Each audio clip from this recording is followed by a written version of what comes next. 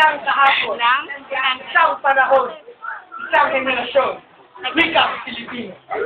Lumayas ko sa aming durungawan, isang kaaya-ayang gabi, ang buwan, na nagsisilbing taga-sinya. Asan ang buwan? Ang buwan, nagsisilbing taga-sinya. Sa isang madilim na kaimlan, ay buong jeeping na nagsasabog at di nagdat na mo ng bigay ng sinabi.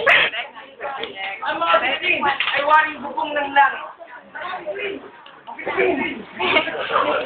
Ay waring bubong ng langit. Nakawasay, walang pag-inaw sa paglumingin. Niliwanag dito.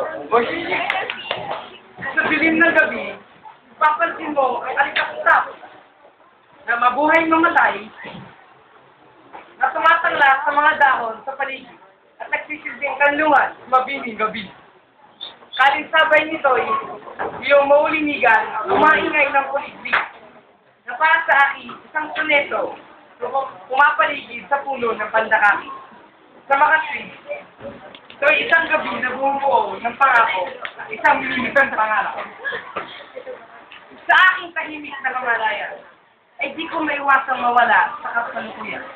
Ngunit sa nakatuturing hampas na hangin, ang waring nais magdala ng hibot sa kahatulan. Di ko maiwasang panlakihan ng matay, isang mga demonyong paligid. Ngunit na kanina ay nagtataglay, puso pa, 1,000 pangarap. Ngayon, ay humahatol sa isang pirasong pangarap. Isang nakagigimbal, nakulog at bigla, ang kumalat ay para ito.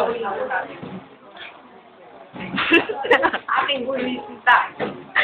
Sabay ng hangin at malakas na ulan, nagbabadya ng 1,000 pangapi. Ganito ang wika Pilipino. Tumataglay ng salik ng pagpapabaya. Ang wikang Pilipino ay